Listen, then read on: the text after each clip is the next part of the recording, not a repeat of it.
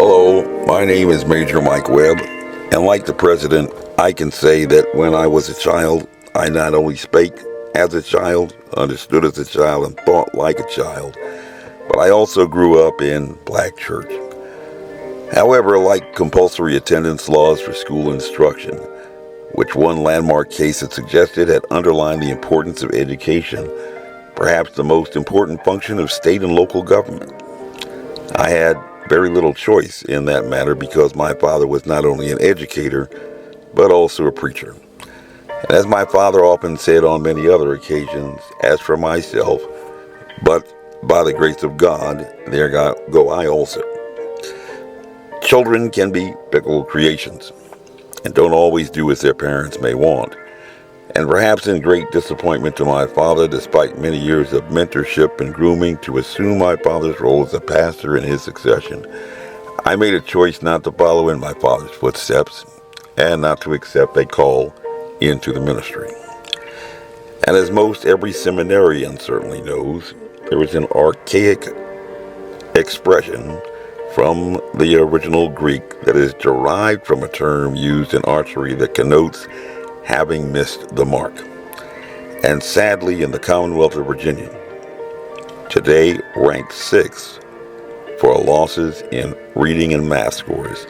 in the municipality where only 32% of residents profess any religious faith affiliation at all,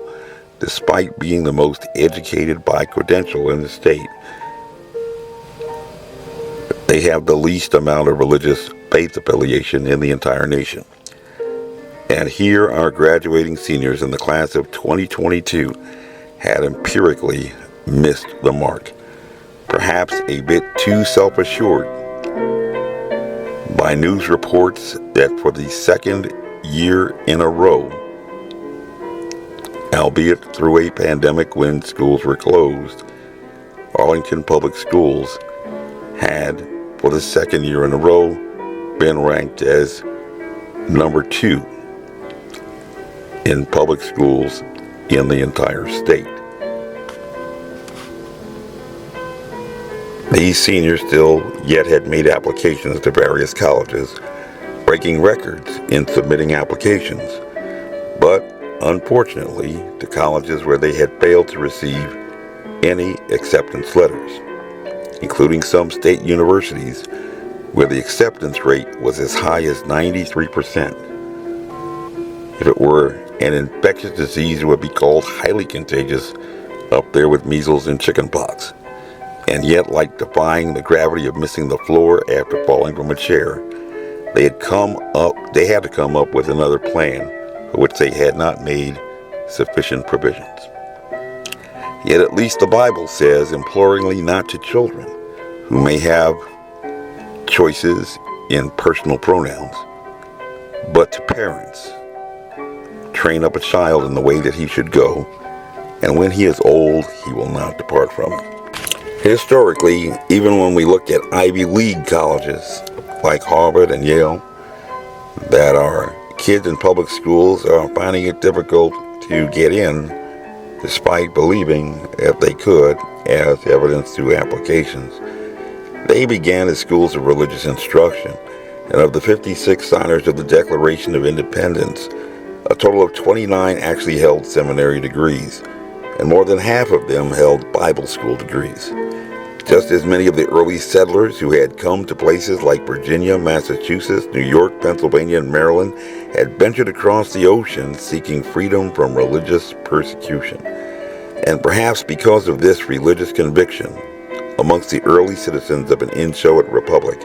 one founder had expressed a firm belief that our Constitution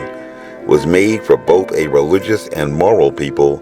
wholly unsuitable for any other, which may be a piece of history that some, especially in places of lesser religious devotion like Arlington, might prefer to forget. But as some may be aware, I am of an empirically international notoriety, what may fairly be described as an openly and unabashed evangelical Christian, as well as presently an independent candidate for state legislature in the 3rd House District of Virginia. And from the outset, I have been very clear that my priority in this electoral contest is to address the poor performance in our public schools, an issue that no other candidate for any office, including the school board, has made a priority issue, despite the fact that according to the National Report Card, Virginia public school students had been weighed by the scales and found woefully wanting in reading skills, especially as a direct consequence of decisions to close public schools to in-person instruction. Rather than to focus on performance of our children in schools, who were shortchanged 2 years on their 12-year contract, my opponent has found other priorities that may well appeal to many voters. But as for me and my house, we will focus on education. My opponent has included his emphasis on what is essentially value instruction, that under the Constitution, especially and specifically in the Establishment Clause, is prohibited, while even the Supreme Court, the highest court in the land, has stated if there is any fixed star in our constitutional constellation, it is that no official, high or petty, can prescribe what shall be orthodox in politics, nationalism, religion, or other matters of opinion, or force citizens to confess by word or act their faith therein. People have a right to think as they want, even if we do not like it, which is clearly happening in our public schools. And I took an oath to preserve and protect the Constitution of the United States. And for this reason, even though I have neither chick nor child in our public schools, I have made the commitment to file a suit in federal court, because even the Supreme Court has said that our whole Constitution and its heritage rebels at the thought of giving government the power to control men's minds. Moreover, education is perhaps the most important function of state and local government, and such an opportunity where the state has undertaken to provide it is a right which must be made available to all on equal terms, which has not occurred clearly, especially when we find 86% of students in Arlington public schools applying to the HBCU Howard just across the river and failing to get in because they do not have adequate preparation,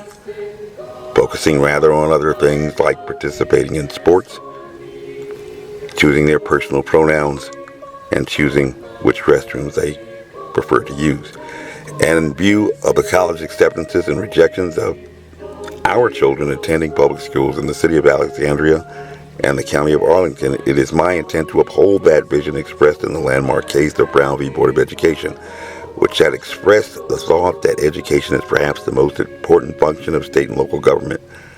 and such an opportunity where the state has undertaken to provide it is a right that must be made available to all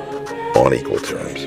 Our teachers, sadly, are more concerned about obtaining more competitive salaries and increasing the opportunity for our kids to attend highly competitive colleges. And teachers need to get back into the business of teaching, just like preachers need to get back into the business of preaching, and parents need to get back into the business of parenting. While parents who value education should be given the choices to attend public charter schools that have been proven to be an option for eliminating an achievement gap in scholastic aptitude, as well as choices for homeschooling, in addition to attendance at private and parochial schools, where my parents insisted upon for my education in a college preparatory curriculum. The proof is in the pudding, as the president says, and the choices of my parents enabled me to attend a Jesuit high school where Ivy League colleges were a serious option for me, and in this election you too have a choice. However, if you are so dominantly opposed to my religion that you will sacrifice the future of these children, you need to think about how you want to be remembered. And with history the final arbiter, when they record whether you had asked what you could do for your country or what your country could do for you, you can remember this election, where you have the power to choose a destiny for this community, for this state, and for this nation. One Democratic president had said God's work on earth must truly be our own.